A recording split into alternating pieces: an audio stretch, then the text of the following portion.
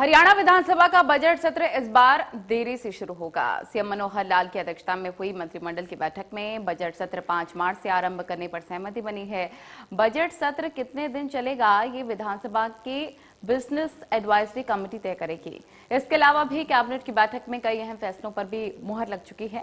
Cabinet मंत्री कंवरपाल गुर्जर ने बैठक के बाद प्रेस कॉन्फ्रेंस कर फैसलों के बारे में विस्तार से जानकारी दी है। 5 लाख।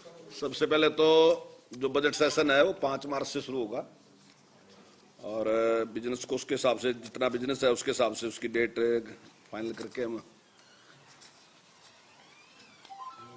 उसको रख देंगे टाइम जो भी निश्चित है। तो उस टाइम का जो भी फाइनल होगा वो तो बिजनेस एडवाइजरी कमेटी में होता है टाइम तो फाइनल। जो हमारे HRDF के कर्मचारी थे उनको अब तक जो पेंशन का लाभ नहीं मिलता था, उसके बारे में भी आज कैबिनेट ने निर्णय लिया कि उनको भी पेंशन का लाभ उसी प्रकार से जैसे दूसरों को मिलता है उसी प्रकार से उनको भी मिलेगा। एक हमने निर्णय लिया कि जो NCR से NCR में जो भी व्हीकल आते थे, चाहे वो कार थी, चाहे 3 व्हीलर था, या दूसरे 4 व्हीलर था, जो भी था, उन पे हमारे यहाँ टैक्स था।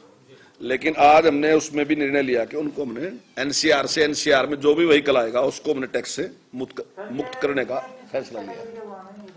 इसमें जैसे गाड़ियां आती हैं, 3 व्हीलर आते हैं, छोटे वाहन जो भी हैं, उन पर सब के सब पे हमने निर्णय लिया कि उन पर किसी प्रकार का भी कोई उस पर किसी प्रकार का भी टैक्स नहीं लिया। पहले जैसे कोई भी व्यक्ति सड़क बनाने के लिए या दूसरे अन्य कोई सरकारी कार्य था उसके लिए अपनी इच्छा से भूमि दे देता था, लेकिन बाद में टाइम बाय टाइम, मतलब मेरे बाबा जी ने कोई जमीन दी और उसके बाद अब आके मैंने केस कर दिया कि मेरे को तो उस टाइम कोई उसके लिए मुआवजा नहीं मिला था।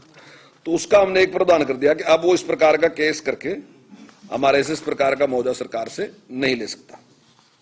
जो अनाज है वो ठीक तरीके से सुरक्षित रहे, उसके बारे में हमने निर्णय लिया। एफिड जो है वो 16 स्थानों पे गोदाम का निर्माण करेगा, जिसमें 2,72,726 मीट्रिक टन की जिसकी क्षमता होगी और 113 करोड़ 3 लाख रुपए इसके ऊपर खर्च होगा। ये हम सेंटर से लेंगे, 7 साल में इसको हम अदा कर देंगे।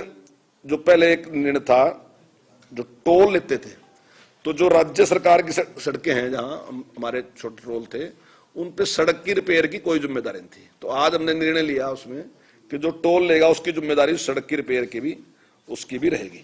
इसी प्रकार से महेंद्रगढ़ में जो एक टोल प्लाजा था, उससे हमने टोल जो है वो उसका वापस ले लिया। अब उस पर टोल की व्यवस्था नहीं रहेगी, टोल नहीं लगेगा उस पर। महेंद्रगढ़ में अटेली खेड़ी रोड पर एक टोल पॉइंट था, उससे हमने टोल आज से